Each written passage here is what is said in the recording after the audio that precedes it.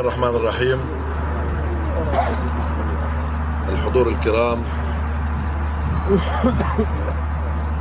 السيدة ميليندا نائبة مدير عمليات الوكالة، دكتور مفيد الحسينة وزير الإسكان في حكومة الوفاق الوطني، المهندس رفيق عابد،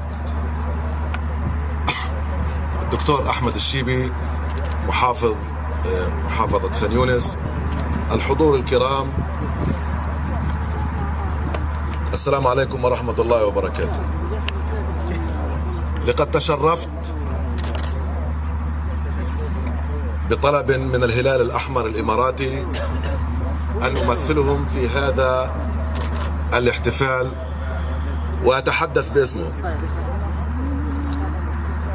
وهذا شرف كبير لي أن أمثل هذه المؤسسة العريقة التي تقدم الدعم اللامحدود واللامشروط للشعب الفلسطيني منذ سنوات.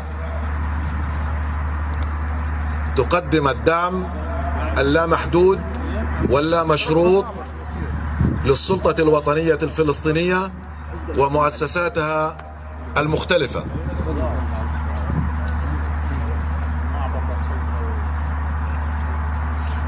العلاقة، ربما يسأل أحد لماذا طلبوا مني أنا شخصيا أن أمثلهم في هذا الاحتفال. العلاقة مع الهلال الأحمر الإماراتي بدأت خلال الحرب الأخيرة على غزة.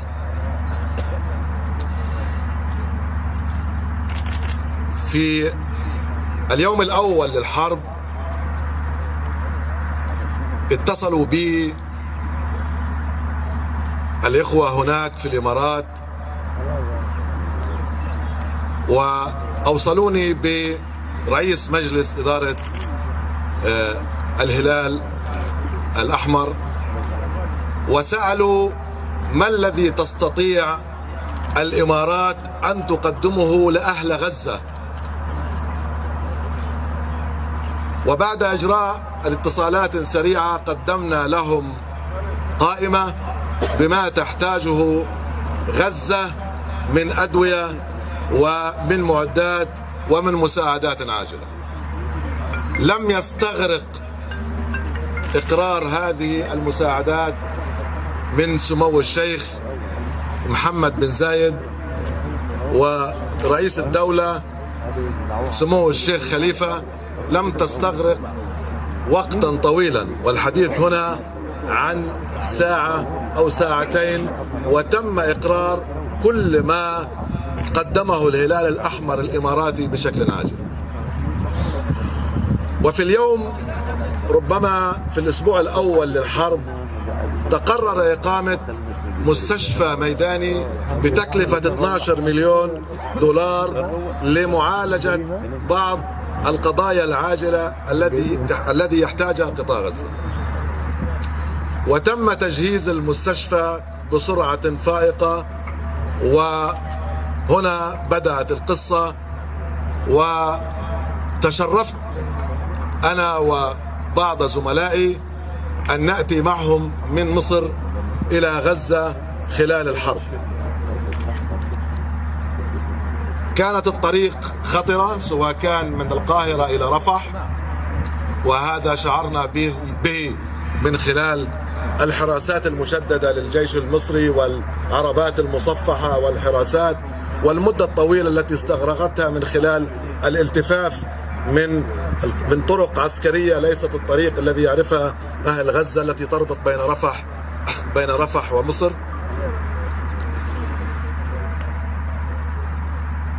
ووصلنا إلى هنا في البداية بوفد مقلص، وبعد ذلك جاء وفدا كبيرا بأكثر من 50 موظفا وطبيبا من الهلال الأحمر الإماراتي.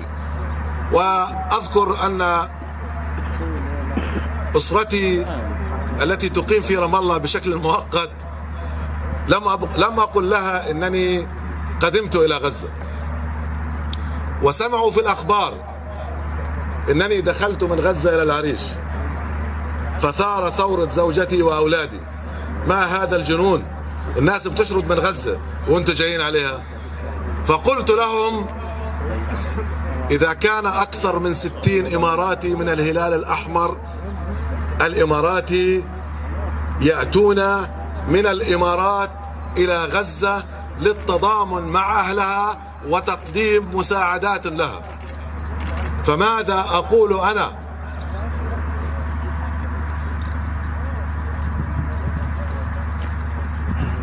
منذ ذلك الحين وأنا على تواصل معهم.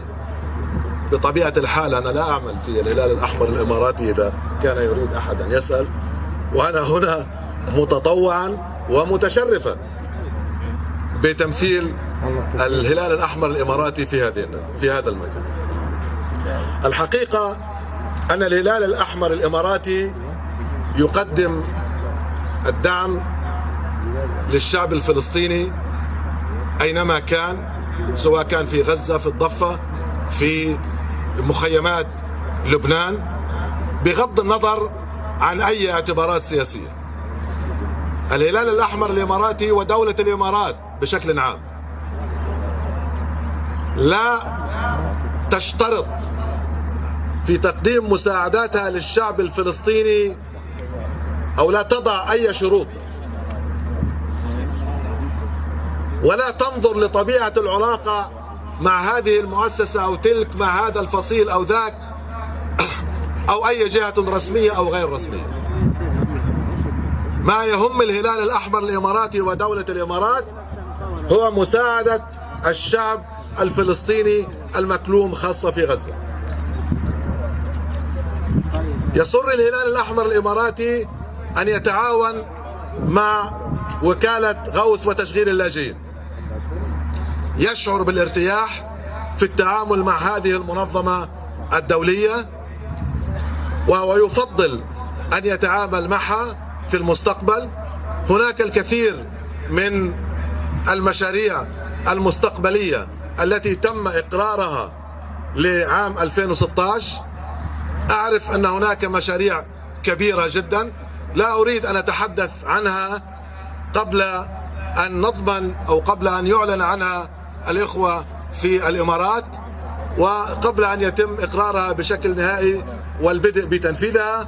ولكن أعرف أن هناك أكثر من مشروع كبير يساهم في التخفيف من معاناة الشعب الفلسطيني خاصة في قطاع غزة.